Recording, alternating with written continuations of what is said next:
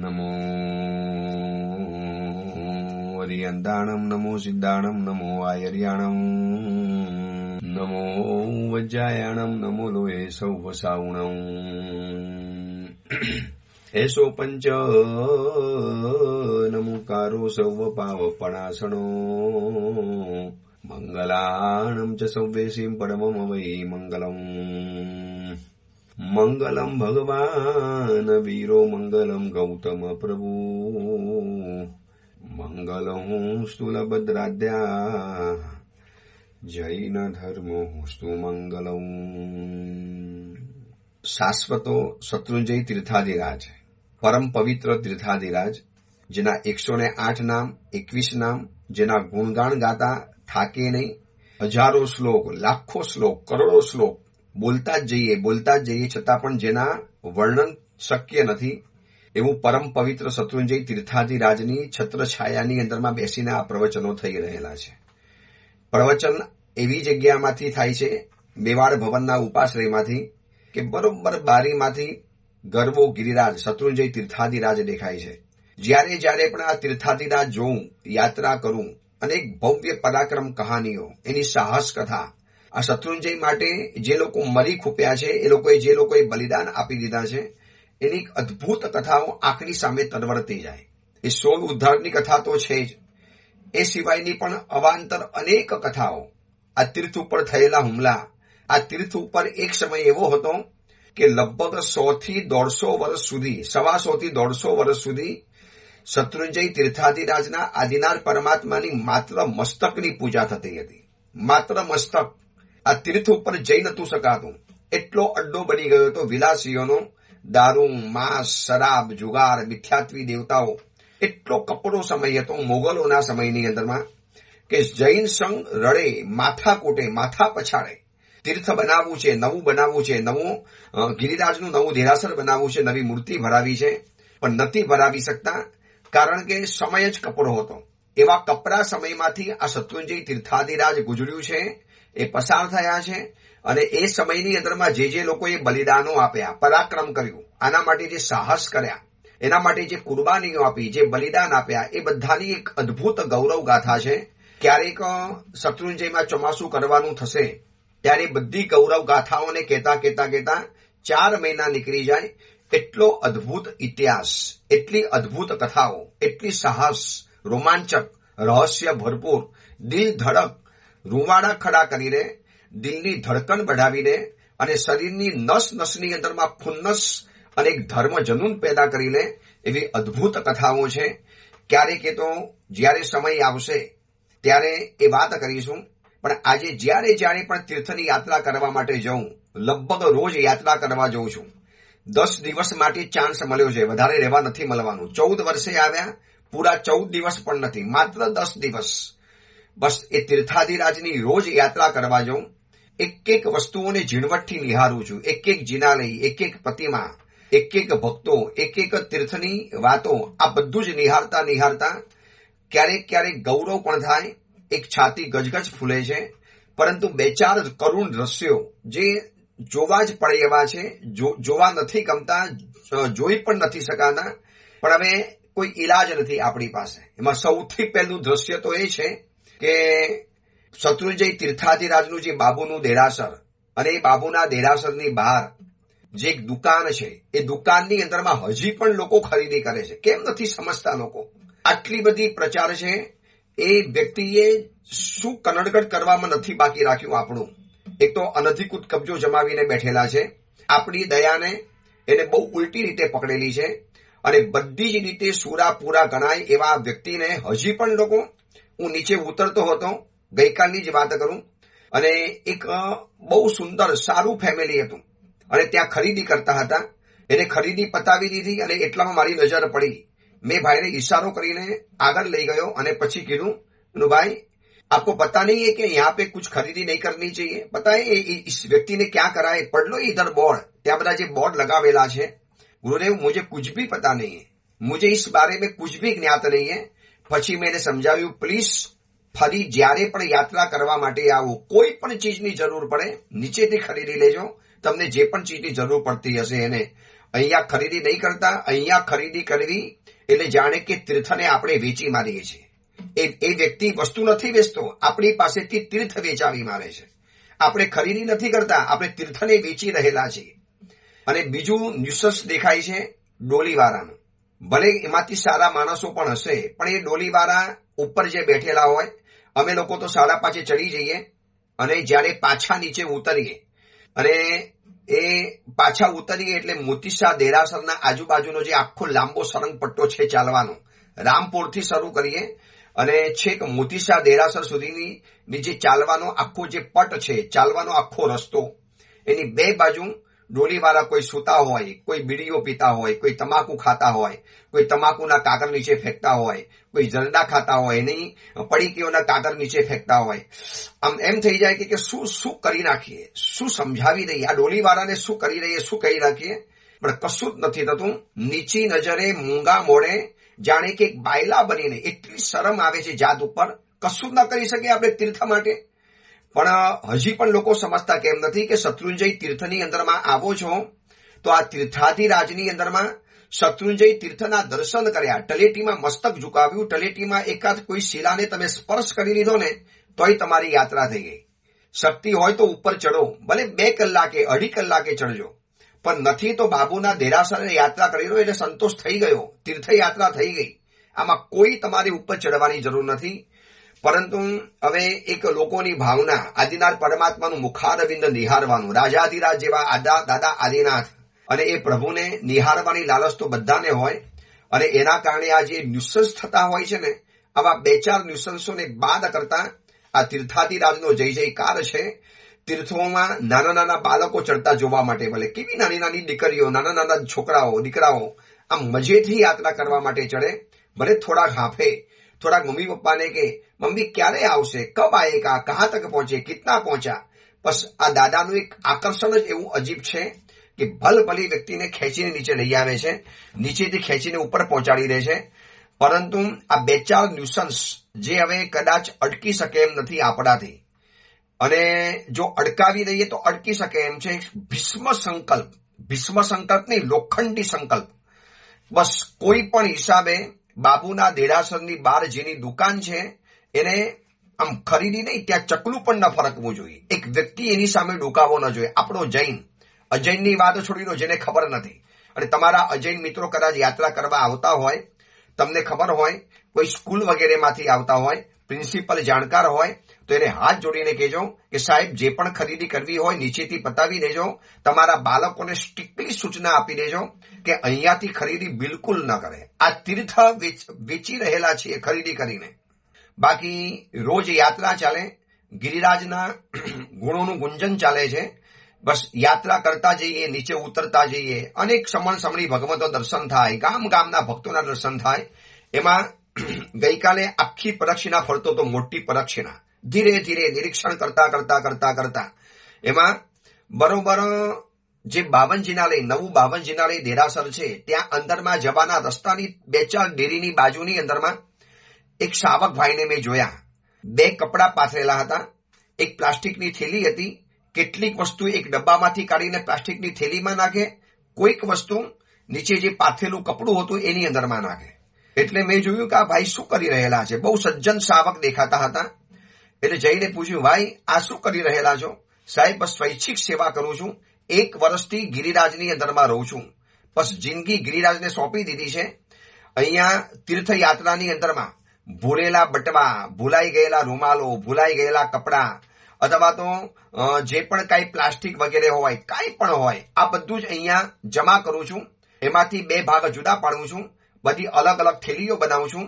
અને આ બધી જ વસ્તુઓ જેની અંદરમાં કાગળ હોય, કોઈ ધૂપના પેકેટ લઈ આવ્યા, કોઈ ડબ્બીઓ લઈ આવ્યા, કોઈ કંઈક વસ્તુઓ લઈ આવ્યા અને પેકેટ રખડતા મૂકી દીધા. કોઈએ નૈવેદ્ય મૂક્યું, એના રેપર ખુલ્લા મૂકી દીધા. તો ગુરુદેવ અક્ષરવાળા આ બધા રેપરોને જુદા પાડું છું. આ બધી થેલીઓ નીચે લઈ જઈશ. મીનુભાઈ આ બધો સામાન તમે એકલા લઈ જાઓ? ગુરુદેવ પહેલા તો એકલો લઈ જતો હતો, પણ હવે બધાને ખબર પડી ગઈ છે કે હું આવું કાર્ય કરું છું.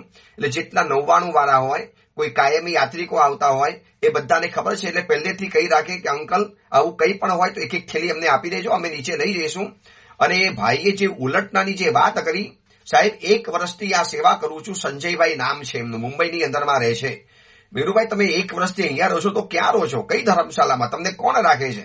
ગુરુદેવ ધર્મશાળામાં નહીં, એક આવા મારા ભક્તિના આ કાર્યને જોઈને એક શાવકે મને ફ્લેટ આપી દીધો છે કે ભાઈ આ મારો ફ્લેટ છે, રહો તમે.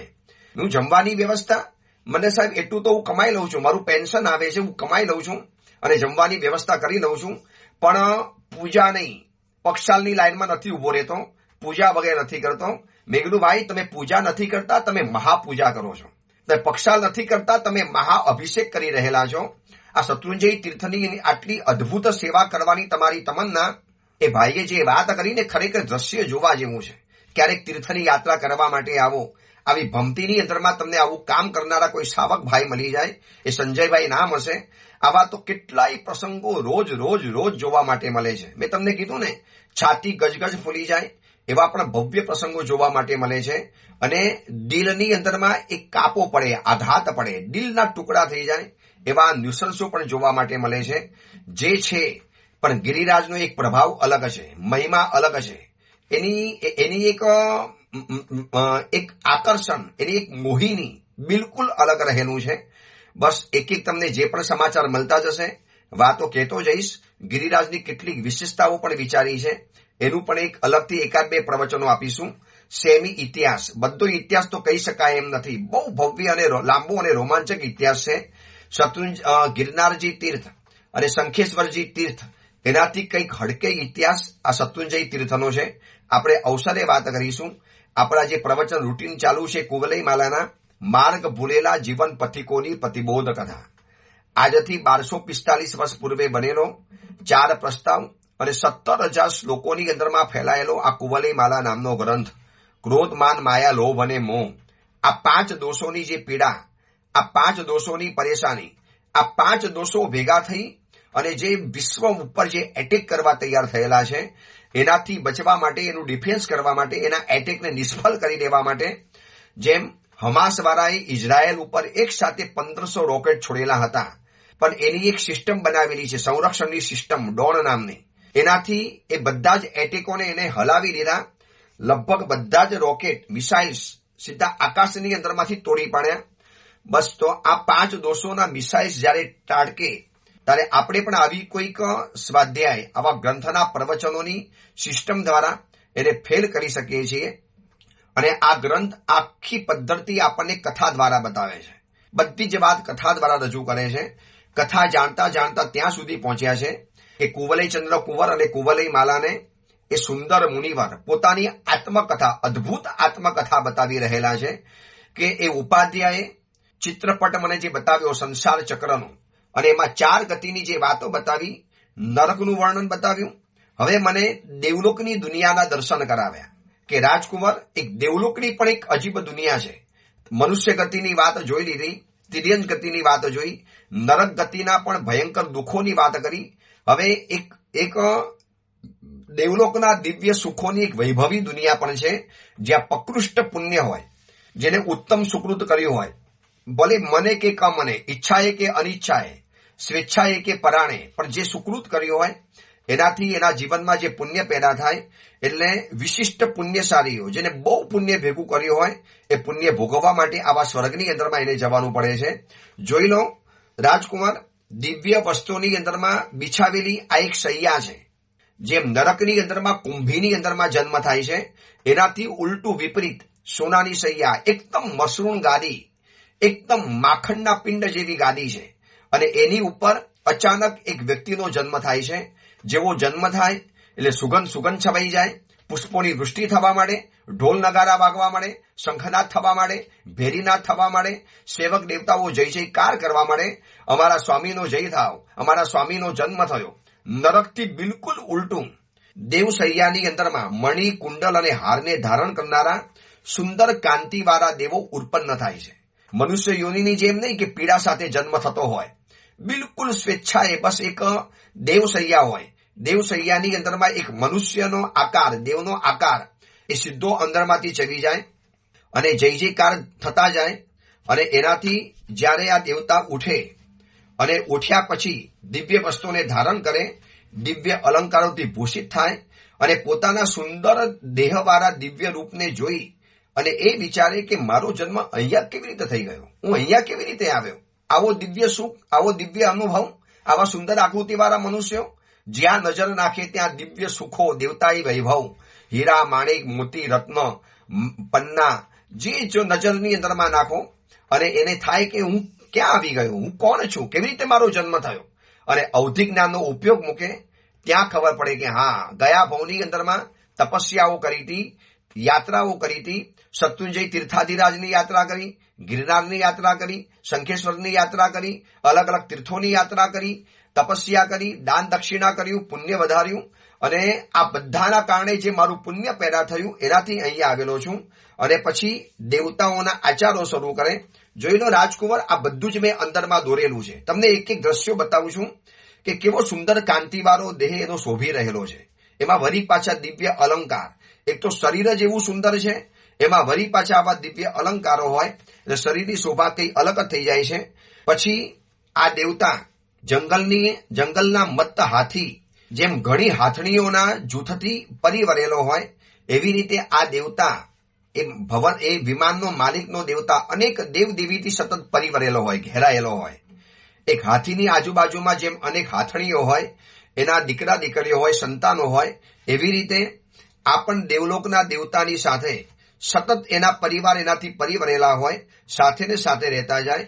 પછી ઇન્દ્ર સભાની અંદરમાં એના માટે એક વિશિષ્ટ સ્થાન હોય. સામાનિક દેવતાઓની વાત છે, જે વિશિષ્ટ રુદ્ધિમાન દેવતાઓ હોય, જેમ આજે લોકસભા અને રાજ્યસભાની અંદરમાં વિશિષ્ટ વ્યક્તિઓને જેમ સ્થાન મળતું હોય છે, અથવા તો કોઈ સમારંભની અંદરમાં કોઈ વિશિષ્ટ શ્રીમંતો કે વિશિષ્ટ વ્યક્તિને જેમ સ્થાન મળે, એવી રીતે દેવલોકની અંદરમાં પણ આ વ્યવસ્થા છે કે સામાનિક દેવતાઓ હોય, રુદ્ધિમાન દેવતાઓ હોય, એને પણ ત્યાં વિશિષ્ટ પ્રકારનું સ્થાન મળે.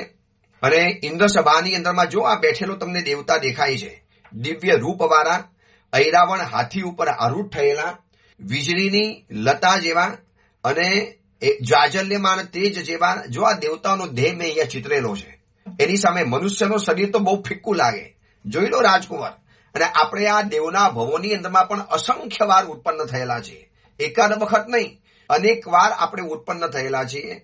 અને જો તમને બીજું પિક્ચર બતાવું છું કે દિવ્ય નાટકો એને નિહારી રહેલો છે, દિવ્ય નાટકોને રસપૂર્વક નિહારે છે, દેવીઓના નૃત્યોને નિહારે છે, અને દેવ કેટલો ખુશ થાય છે, દેવ કેટલો બધો પ્રસન્ન થાય છે, દેવ કેટલો બધો આનંદની અંદરમાં છે. એ દિવ્ય નાટ્યારંભ, દિવ્ય સમારંભ, દિવ્ય વાજિંત્રો વાગતા જાય, અને એ જોતા જોતા જોતા જોતા હજારોના હજારો વર્ષો પસાર થઈ જાય. શાસ્ત્રોની અંદરમાં એમ લખ્યું છે, દેવતાઓનું એક નાટક હજારો વર્ષ ચાલે, એમાં આપણી કેટલી પેઢીઓ પસાર થઈ જાય. ઘણીવાર લોકોના મનમાં એક ડાઉટ પડતો હોય છે ને, કે કેમ સારી ગતિની અંદરમાં ગયેલા આપણા મહાન આચાર્ય ભગવંતો કે તપસ્વી લોકો કે આપણા ધર્મિષ્ઠ માતા પિતાઓ દેવલોકમાં જ ગયા હો તો નીચે કેમ નથી આવતા પરિવારને સહાય કરવા, શાસનને સહાય કરવા, દેશને દુનિયાને સહાય કરવા માટે? એ લોકોનો જેવો જન્મ થાય ને એટલે અવધિ જ્ઞાતિ ખબર તો પડે કે હું અહીંયાથી આવ્યો છું. તરત જ મનમાં થાય પણ ખરું, ચલો એકવાર દર્શન આપી આવું, એ લોકોની તકલીફોને દૂર કરું. હજી એક કંઈક જવાનું નક્કી કરે એટલામાં તો દેવી દેવતાઓ ઘેરી વરે, સ્વામીનો જય હો, સ્વામીનો જય હો, મજ્જન સભાની અંદરમાં લઈ જાય, વસ્ત્રો વગેરે પહેરાવે, અલંકાર વગેરે પહેરાવે. પછી કે એક અમારું નાટક જોઈ લઈ જાઓ, એક નાટક. ત્યારે દેવ કે હું હમણાં મારું કામ પતાવીને આવું છું, મારા પરિવારને જરા એકવાર દર્શન આપી દઉં, એ દુઃખોને દૂર કરી લઉં. અરે સાહેબ, પરિવાર ક્યાં જવાનો છે, એક નાટક જોઈ લો ને પછી જજો ને. અને નાટક જોવા માટે બેઠા. લોકપ્રકાશ, પન્નવના, જીવાજીવાભિગમ, એ બધા ગ્રંથોની અંદરમાં લખ્યું છે કે નાટક હજારોના હજારો, કોઈ 100 વર્ષ ચાલે, કોઈ 200 વર્ષ ચાલે, હજાર વર્ષ સુધી નાટક ચાલે. અને જેવું નાટક પરિપૂર્ણ થાય ને એના માટે તો આ બધું છે ને પલકવારનું દેખાય. એમને લાગે કે બસ ખાલી પલક જપ્યા અને 1000 વર્ષ પૂરા થઈ ગયા. અને જેવું નાટક પૂરું થાય એટલે વળી પૂછે કે ચલો હું મારા પરિવાર પાસે જઈ આવું. અને જ્યાં અવધિ જ્ઞાનનો ઉપયોગ મૂકે છે ત્યાં 1000 વર્ષમાં તો કેટલી પેઢીઓ ખતમ થઈ ગઈ, કેટલાય પરિવારો નષ્ટ થઈ ગયા, કોઈને સંતાન ન થયા, અને પરિવાર ત્યાં પરિવારની પરંપરા આગળ વધી ગઈ. હવે દેવતા કે ક્યાં જવાનું, કોના માટે જવાનું, હવે તો પરિવાર તો પૂરો થઈ ગયો. અને એમ કરીને દૈવી સહાય મળતી આપણને અટકી જાય છે. જો રાજકુંવર, મેં અહીંયા દિવ્ય સમારંભને નિહાળતા દેવતાને બતાવ્યો છે. એના ચહેરા ઉપરની ખુશી, આનંદ, એના ચહેરા ઉપરનો જે પમરાટ તમે જો, એમ લાગે કે આમ જાણે દૈવી સુખોની અંદરમાં મગ્ન બની ગયો છે. પછી જુઓ આગળ, રાજકુંવર, આ મંદ ગતિને કરનારી, વિશિષ્ટ શરીરવાળી, અનેક અંગ ઉપાંગો, વિશિષ્ટ અંગ ઉપાંગથી શોભતી આ બધી દેવાંગનાઓને જોઈ લો. કેવી દેવાંગનાઓ છે. વળી આ સંતુષ્ટ દેવીઓ જો સુખપૂર્વક ગાઈ રહેલી છે. તમે એનો અવાજ સાંભળો, એ લોકોના જે અવાજ છે, જે ગાવાનો તાલ અને લય છે, આ બધું જ મેં અહીંયા દોરેલું છે. અને દેવતાઓ આ કેવી રીતે જોઈ રહેલા છે, કેવી રીતે સાંભળી રહેલા છે, કેવા એકાગ્ર મનવાળા આ દેવતાઓ આ બધું સાંભળી રહેલા છે. અને હવે તમે એક બીજી પણ બનાવો, દેવતાઓની દુનિયાની પણ એક અલગ દુનિયા છે, જેમાં તમને એક કિલ્બિશિક દેવતાઓ પણ જોવા માટે મળશે. કિલ્બિશિક દેવતા એટલે સેવક દેવતા. જેમ ધરતી ઉપર પણ જેમ શેઠ અને સેવકનો સંબંધ છે, એવી રીતે દેવલોકની અંદરમાં પણ છે. તો જો અધમ જાતિના કિલ્બિશિક દેવતાઓ મેં ચિતરેલા છે.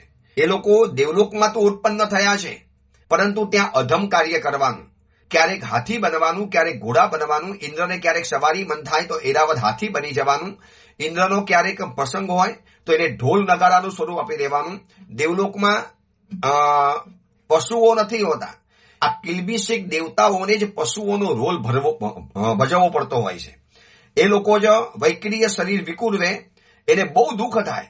ઇન્દ્ર પોતાની ઉપર ચડી બેસે, એને આજ્ઞા આપે, ચલો દેવલોક સાફ કરી દો, ચલો ઇતની ખુશિયા લગા દો, આજે સમારંભ હે, ચલો ઇતની વ્યવસ્થા કરી લો. અને પછી બધા આવીને બેસે અને ઓલાને બહાર ઉભા રહેવાનું સેવક દેવતાની જેમ આજે હોય છે ને, કોઈ પ્રસંગોનો જે મંડપ બાંધનારો જે માણસો હોય છે, એમાં કામ કરનારા માણસો મંડપ બાંધીને બચારા બહાર બેઠેલા હોય, અને શેઠિયાઓ વગેરે આવીને કેવા લગ્નના મંડપમાં મજેથી બેસતા હોય. અને જેવો પ્રસંગ પૂરો થાય એટલે વળી પાછો મંડપ છોડવા માટે એ લોકોએ મંડપની અંદરમાં આવી જવાનું. બસ સેમ વ્યવસ્થા છે દેવલોકની અંદરમાં, જેને કિલ્બિશિક દેવતા કહેવાય છે.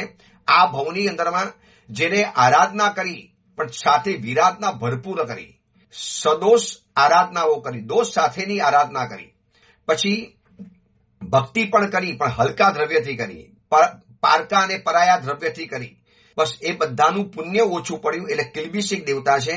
એટલે કે અમેરિકામાં જવા માટે મળ્યું, વિદેશના સારા કન્ટ્રીમાં જવા માટે મળ્યું, પણ ત્યાં જઈને કામ તો પાછું હોટલમાં ઝાડુ પોછા કરવાનું જ મળી ગયું છે. ભલે કહેવાય ફલાણા દેશની અંદરમાં રહેનારો, પણ કામ તો પાછું એ જ કરવાનું હોય.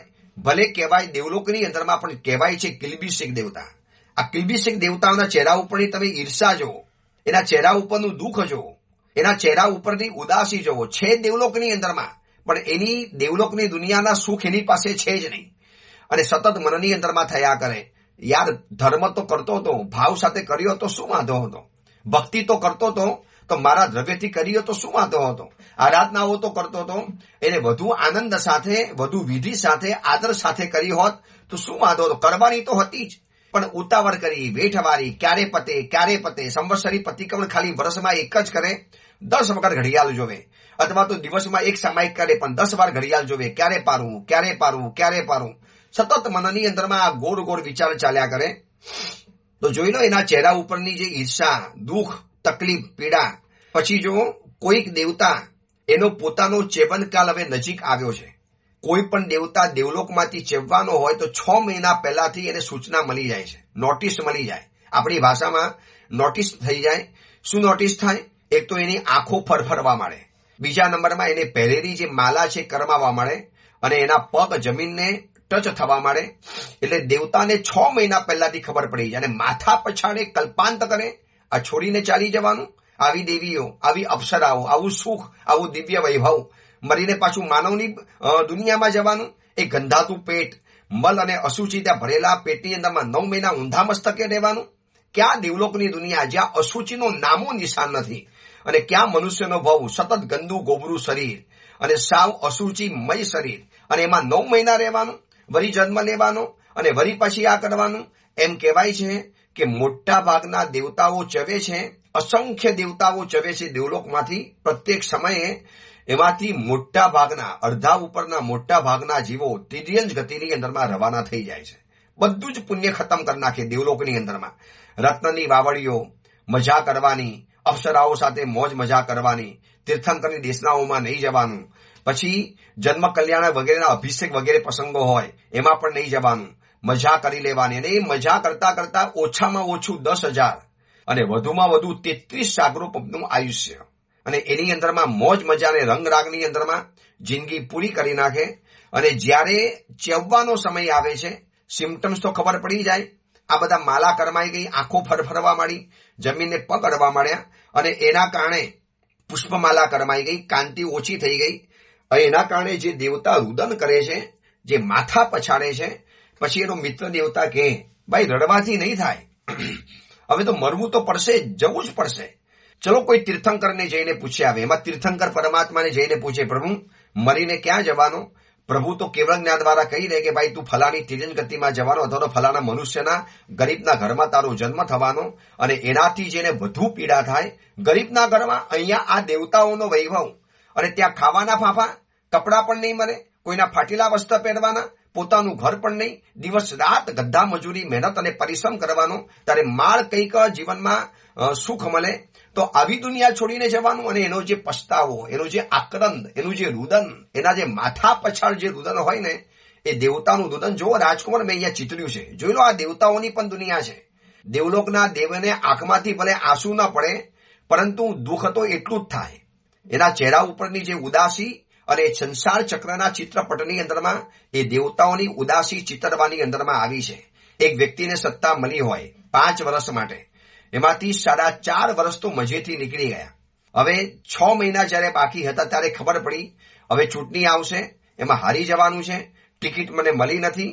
આ વખતે મારા પક્ષના નેતાએ ટિકિટ મારી કેન્સલ કરી નાખી છે. એને થાય કે કેવી મજા હતી, કેવી મોજ મજા હતી, કેવી સત્તા ભોગવવાની હતી, હવે બધું છોડી દેવાનું. 5 વર્ષની સત્તા છોડતા વખતે પણ જો વ્યક્તિને દુઃખ થાય છે તો 10,000 તો ઓછામાં ઓછા કહું છું. અને એ 10,000 વર્ષ દેવલોકની અંદરમાં રહ્યા હોય, કોઈ પલ્યોપમ, કોઈ 2 પલ્યોપમ, કોઈ 12, 15, 22 અને 33 સાગરોપમ, આ બધા વર્ષો દેવલોકની અંદરમાં કાઢ્યા હોય, અને પછી આવા અસુચિમય ગંદા મનુષ્યની વસ્તીની અંદરમાં આવવાનું. એ દેવતાઓને જે ત્રાસ થાય છે ને, પણ એનો હવે કોઈ રસ્તો નથી. બધું જ પુણ્ય એ લોકોએ ભોગવીને ખતમ કરી નાખ્યું હોય છે. આ આપણે પણ જાણવા જેવી વાત છે કે આ ભવની અંદરમાં જો બધું જ પુણ્ય ખતમ કરી નાખીશું, નવું પુણ્ય કમાવાનું નહીં, જૂના પુણ્ય ઉપર જિંદગી જીવ્યા કરવાની. નવા પુણ્ય પૂજા, તીર્થોની યાત્રા, તપસ્યા, આરાધના, ઉપધાન, 99 છરીપાલી સંગ, આવી કોઈ કહેતા કોઈ વાત ગમે નહીં. અને એનીમાં શ્રદ્ધા પણ ન હોય, નાસ્તિક જીવ હોય. અને જ્યારે આ બધું છોડવાનો વારો આવે છે ને, ત્યારે માણસને બધી આંખ ખુલે છે કે ભાઈ એ વખતે ભલે એવો હતો, પણ હવે ખબર પડી. પણ ત્યારે ખબર પડે છે કે જ્યારે જિંદગીમાં હવે લગભગ વર્ષો બાકી નથી રહ્યા. તો આ પણ આપણી હાલત છે. જોઈ લો રાજકુમાર, આ દેવલોકની પણ એક દુનિયા છે. જો હજી તમને આગળ બતાવું, આ દિન સ્વરે કરુણ વિલાપ કરે છે, અરે નિર્ભાગી, હવે અસુચિમાં પડીશ, મારે દેવીઓને છોડી દેવાની. દેવીઓને કે તમારે મને હવે તમે મને નહીં મળો, છોડીને ચાલી જશો. દેવીઓ કે એ તો આ દેવલોકનો શિરસ્તો છે, અમે પણ જવાના, તમે પણ જાઓ છો તો અમે પણ જવાના છીએ. તો આ બધી વાતો હું તમને આવતીકાલે બતાવીશ કે એક દેવલોકના ભવની અંતરમાં ઇન્દ્ર મહારાજાને કેટલી દેવીઓના વિયોગને સહન કરવો પડતો હોય છે. માથા પછાડે છે ઇન્દ્રો. ઇન્દ્રોનો જે કરુણ કલ્પાંત છે, ઇન્દ્રોનું આયુષ્ય હોય છે સાગરોપમની અંદરમાં, અને દેવીઓનું આયુષ્ય હોય છે પલ્યોપમની અંદરમાં. એ સાગરોપમ અને પલ્યોપમની અંદરમાં જે ડિફરન્સ પડી જાય છે, અને હું તમને આવતીકાલે આખું કોષ્ટક બતાવવાનો છું. આજે સમય થવા આવ્યો છે પ્રવચનનો, એટલે સમય નહીં, બહુ લાંબી વાત છે. પણ એક દેવલોકની દુનિયાની અંદરમાં ઇન્દ્ર મહારાજાને કેટલી દેવીઓના વિયોગના દુઃખને સહન કરવા પડે છે. આપણે એમ માન્યું કે દેવલોકમાં પણ સુખ છે, દુઃખ તો બધે જ છે. જ્યાં જ્યાં જીવ છે ત્યાં દુઃખ બધે પહોંચી ગયું છે. એ ઇન્દ્ર મહારાજાનો જે કલ્પાંત શાસ્ત્રોની અંદરમાં વર્ણવેલો છે, કરોડો ઇન્દ્રાણીઓના સુખ જીવનમાં ભોગવ્યા પછી પણ ઇન્દ્રને સંતોષ નથી, ધરાતો નથી. મારી દેવી ચાલી ગઈ, મારી અપ્સરા ચાલી ગઈ, મારી રંભા ચાલી ગઈ, મારી તિલોત્તમા ચાલી ગઈ, હવે શું કરવાનું? અને 6 મહિના સુધી નવી દેવીનો જન્મ ન પણ થઈ શકે. એ 6 મહિના જે વિયોગ સહન કરવો પડે છે. તીર્થંકરની દેશનામાં ગયા હોય, કેવળ જ્ઞાની પાસે ગયા હોય તો સાંત્વના મળે, પણ અહીંયા જે પ્રવચનમાં નથી ગયા, એટલે ત્યાં દેશનામાં જવાનું કેવી રીતે મન થશે? અહીંયા જેને કોઈ શાસ્ત્રનો સ્વાધ્યાય નથી કર્યો, પ્રવચન નથી સાંભળ્યા, તો ત્યાં એને દેવલોકની અંદરમાં ગયા પછી દેશના સાંભળવાનું મન તો બિલકુલ નહીં થાય. અહીંયા સંસ્કાર પાડ્યા હશે તો ત્યાં કરવાનું મન થતું હશે. દેવલોકની અંદરમાં એ સુસ્તું નથી, અને જે કારો કલ્પાંત ચાલે છે. રાજકુમાર જોઈ લો, આ દેવોની પણ દુનિયા છે. પવનથી જેમ દીવો ઓલવાઈ જાય, બસ એવી રીતે દેવતા અચાનક ચવી જાય છે. કોઈ પીડા નથી હોતી એવી, પણ માનસિક પીડા ભયંકર હોય છે. દેવલોકની અંદરમાં મનુષ્ય ગતિ, તિર્યન ગતિ, નરક ગતિની અંદરમાં શારીરિક પીડા અને માનસિક પીડા બંને હોય. દેવલોકમાં શારીરિક પીડા બિલકુલ નથી, કોઈ પીડા નહીં. શરીર જ એવું મળ્યું છે, શારીરિક પીડાનું નામો નિશાન ન હોય, પણ જે હોય છે એ માનસિક પીડા હોય છે. અને આવતીકાલે તમને કોષ્ટક બતાવવાનો છું કે ઇન્દ્ર મહારાજાના જીવનમાં એક ભવની અંદરમાં, દેવલોકના ઇન્દ્રના ભવની અંદરમાં કેટલી અપ્સરાઓ અને કેટલી દેવીઓ આવે છે અને જાય છે, અને કેટલા વિયોગ સહન કરવા પડે છે. એમ થાય કે તો કઈ ગતિની અંદરમાં સુખ છે એ તો બતાવો. બસ એ જ વાત સંસાર ચક્રના ચિત્રપટમાં આગળ આવશે. કુંવલે માલા અને કુંવલે ચંદ્ર કુંવર આ સાંભળ્યા પછી તો આમ દિલ એ લોકોનું પણ ધડકવા મળ્યું. મુનિ ભગવાન કહે છે કે મેં પહેલી વખત જયારે આ સંસાર ચક્રનો ચિત્રપટ ઉપાધ્યાય પાસેથી જાણ્યો, સાંભળ્યો, જોયો, સમજ્યો અને જિંદગી કંઈક અલગ જ રસ્તાની અંદરમાં ચાલી ગઈ. એ અંગેની બીજી વિશેષ વાત આપણે આવતીકાલે કરીશું. એ જ મંગલ કામના, મંગલ ભાવના. જેના આજ્ઞા વિરુદ્ધ કાંઈ પણ બોલાયું હોય તો મિચ્છામિ દુક્કડમ.